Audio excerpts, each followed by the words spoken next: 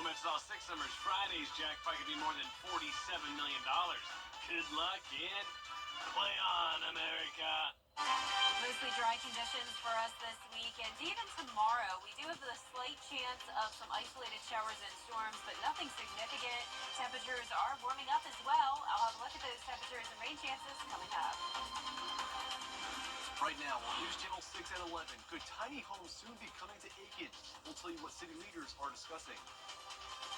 And South Carolina's Lieutenant Governor making a stop in North Augusta. We'll tell you why as your News at 11 starts now.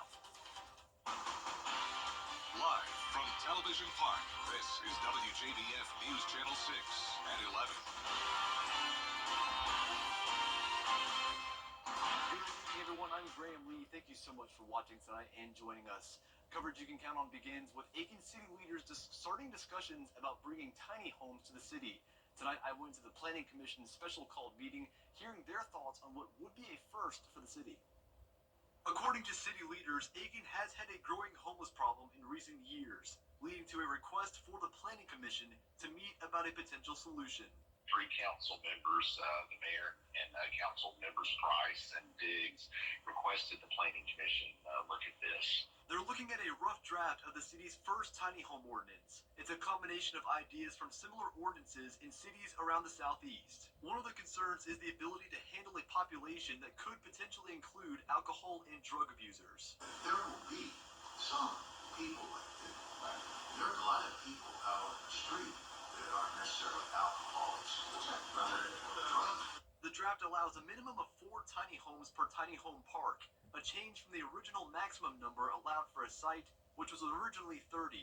This also raising questions. When you put 300 people when normally you would have 30, then at the same time you don't want all these extra people just permeating across property lines. I mean, they do utilize the designated in and out, you know. The rough draft also calls for controlled access and 24-hour security management on the property. Leaders say safety is important, but are not sure on-duty security guards working around the clock is the best way to go. Security companies, job sites before, where there's a person there, have more break-ins than the person there. I'm serious. Because these folks are, they're not paying a lot of money, and their sleep, I mean, it's just not as, watchdog as you may think. This is, I think, the first step in a process that will see many opportunities for public input. And we'll be sure to keep you updated on that progress. It is time now for our first check of the weather. Chief Meteorologist Jenna Petracci joins us, and Jenna, looks like some cooler temperatures and some much-needed rain on the way. Yeah, so tomorrow we do have a slight chance of some rain and storms, but today was nice and dry. We also had a very cool morning in the low 60s. Right now on our Terry Lambert Hyundai Skyview cam, we are going to see the mostly cloudy skies sticking around tonight and into tomorrow morning. This is Wellstar MCG Health. No rainfall today, high of 86 degrees, putting us back to around average. Low this morning on the cooler side at 60 degrees. Right now our temperatures are in the upper 60s through low 70s and even 75 in Barnwell. Augusta at 70, 72 in Evans, Bamberg at 73, and 71 in Millen. Gibson, you're at 72 and 68 in Lincolnton and Saluda. So everyone in the CSRA is at least a couple degrees warmer than it was this time yesterday. So this is the beginning of a warming trend. Winds are coming in from the south now, but very, very light. So earlier this afternoon, we did have those wind gusts up to around 20 miles per hour, and that's no longer the case. Notice the clouds persisting, though, on satellite and radar. We had a stray shower come through Saluda County a couple hours ago, but other than that, it's been nice and dry. This low pressure will still be over the area, though, tomorrow, and that's why we have that slight chance of rain. Notice the cold front bringing strong storms across the plains. That will not be influencing us. So overall, a dry week ahead, but that slight chance of rain tomorrow morning with the mostly cloudy skies and temperatures in the mid-60s. So as we go into the next few days, we will see those temperatures warm up into the upper 80s. I'll have a look at exactly how warm it will get coming up. Back to you, Graham. All right, Jenna, thanks. South Carolina's Lieutenant Governor making a stop in North Augusta today. She discussed South Carolina's plans for boosting energy production, developing the workforce, and supporting education. She mentioned the need to support businesses also. She's also pushing for school choice in better technical colleges and introduced the YES initiative, which helps students find local jobs. We can direct our youth to that website to get positions, whether it's in an ice cream shop or a coffee shop, something that's that great first job that teaches them soft skills, but more importantly, teaches them fiscal responsibility. She's also putting on a MLB event with the Green Jackets to get kids excited about sports and encourage outdoor activities. That'll be this Saturday, or 2 Saturdays, September 28th at 10 a.m. at SRP Park. We have a link to register on our website, WJBF.com. Well, we're just 7 weeks away until the election day, and now there's the Aiken County School District website. And the barricades are coming down on a well-traveled road in Augusta. It's been 7 months since Olive Road at the rail overpass has been closed after the bridge was hit again. Repairs were finished in May, but the road remained closed. This afternoon, commissioners to reopen the road and have traffic engineers work on installing a new chain curtain to alert drivers. Traffic is expected to be flowing again by Wednesday. And just a few showers and storms possible tomorrow, but overall that chance of rain is very low. No chance of rain the rest of this week. Temperatures warming up, and the weekend looks awesome. We'll have some sunshine coming back. I'll have all those details right after the break. Are you ready? I'm Donald J. Trump, and I approve this message. The Live 5 for 6 Skyview Network, sponsored by Terry Lambert Hyundai. Now, your most accurate forecast with WJBF Live 5 for 6. Welcome back. Now check out this video from Carolina Beach yesterday as potential tropical cyclone 8 brought torrential rain and powerful winds. This video was sent in by Giovanni Golati, who is actually the boyfriend of a former WJBF employee and one of my good friends, Regina.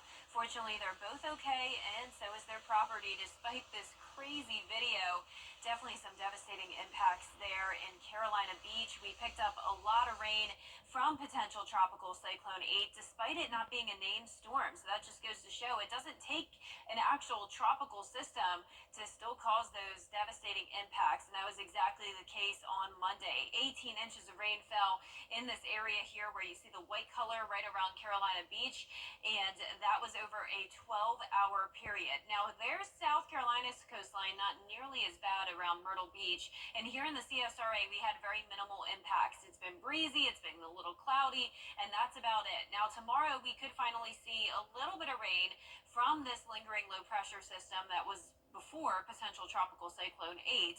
Once again, this does not have a chance of becoming a named tropical storm, but we do have some areas that we are watching out there in the tropics. One of those is actually the remnants of what was Gordon, but if that forms, it will be moving towards the north and will not be an issue for us. What we do have to watch is this area low pressure that could develop in the Caribbean Sea. 20% chance of development there, and it looks like it could be moving into the Gulf of Mexico by late next week, potentially bringing some impacts to the United States, but it's still very, very early out. We will keep you updated as we go throughout time. The next named storm on the list would be Helene.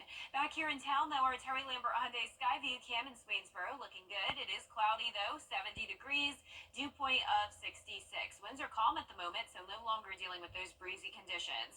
Upper 60s through low 70s across the area. Clouds on satellite and radar with no rain. Tomorrow will overall be dry, but we do have the chance of some stray showers with the cloudy conditions tomorrow morning, and can't rule out an isolated shower or storm in the afternoon as we climb to 87 degrees. Average high is 88. We will be getting closer to that and right on target on Saturday.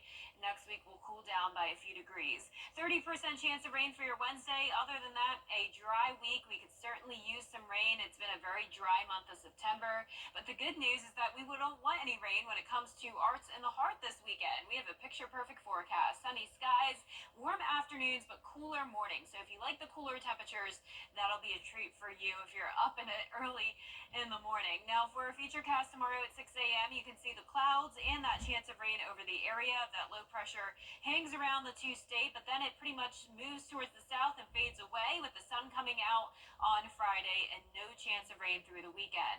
Here's a closer look at home now tomorrow at 6 a.m. when you're headed out the door. Notice the chance of a stray shower or two, and as we go through time, we'll see a little bit of sunshine, and that could cause a few showers and storms to pop up in the afternoon and evening. Nothing widespread, nothing to worry about here. Our lows tonight will be in the mid-60s. Highs tomorrow will be in the mid to upper 80s, and that 10-day forecast showing mid to upper 80s continuing into that first day of fall. A beautiful sunny weekend. Once again, some cooler mornings though. Next week we'll have some even cooler temperatures with the chance of rain next Wednesday through Friday. Back to you, Graham. All right, Jenna, thanks. We'll stay with us. Hip-hop legend Sean Diddy Combs in court today on federal human trafficking charges. Details on the investigation when we continue. But first, the winning numbers for tonight's South Carolina lottery are pick 3, 4, 7, 9, and the pick 4 winning numbers 1, 8, 3, 2, Fireball 9. Improvement specialists. The CSRA. It's full of interesting people and plenty of stunning sights to see. Join Brendan Dawson as he hits the road. Your hometown road trip. Wednesdays at 12:30 on WJBF News Channel 6. The Coffee Club on News Channel 6, sponsored by Honda Cars of Aiken. The News Channel 6 mobile app is now even better. Download it today. More legal struggles. The greatest meal deal for your buck? Hardee's Original Bag. Just $5.99. Loaded with your choice of 2 full-size favorites, plus fries and a drink. All for just $5.99. Hardee's. Goodness in the making. She worked her way never seen before in tea time. In front of millions of people. Judy Justice. Weekday afternoons at 3 on News Channel 6. Every morning in hard-working America, Hardee's biscuit makers rise to bake our original made-from-scratch biscuits. And now, mix and match 2 handcrafted breakfast biscuits, just $5. Find the best deals on the Hardee's app.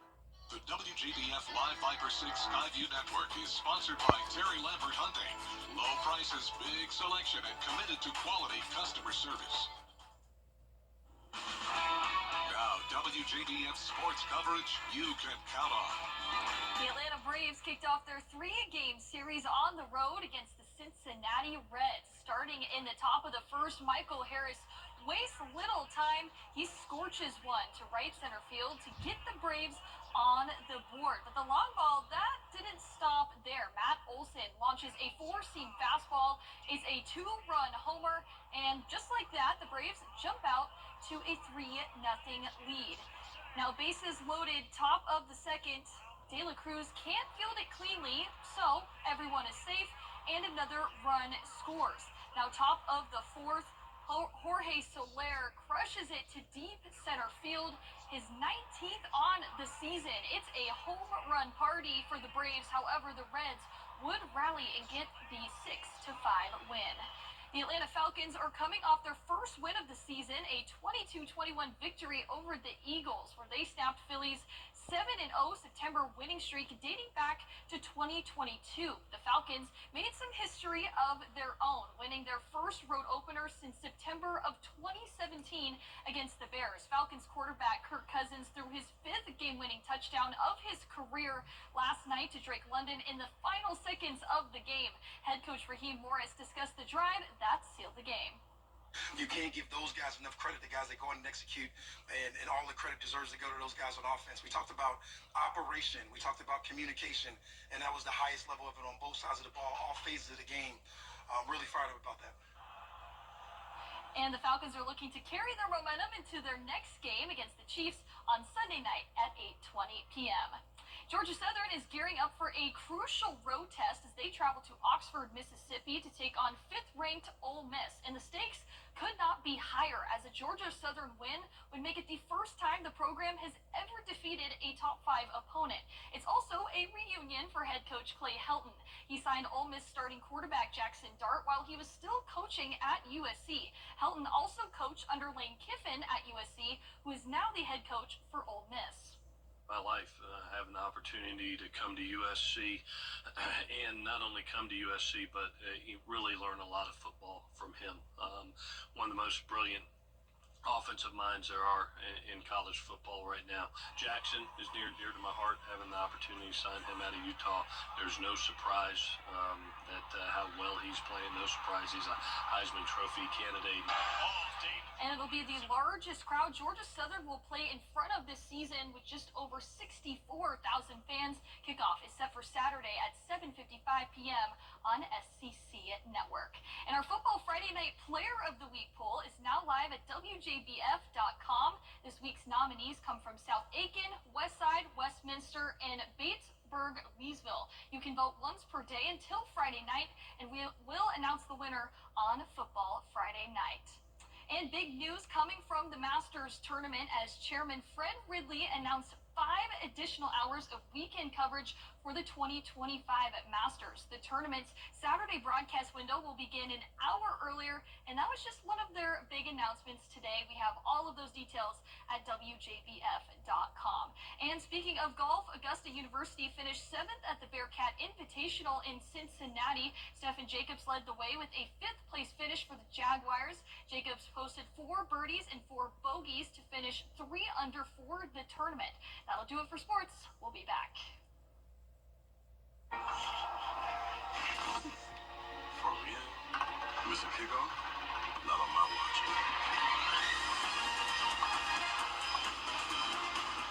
Optimus BC Turbo Engine hustled like an MVP. Game on. From the Nissan Altima. Nissan offers 6 vehicles with starting MSRP under $30,000, like Altima with $1,500 total cash back.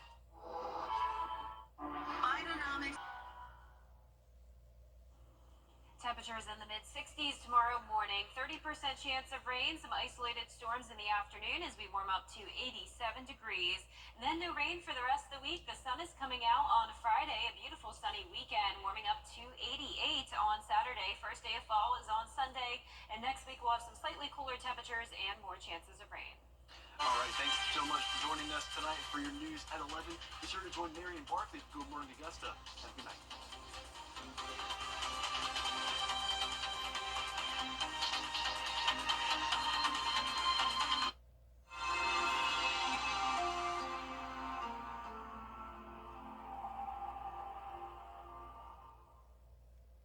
This is the only truck that's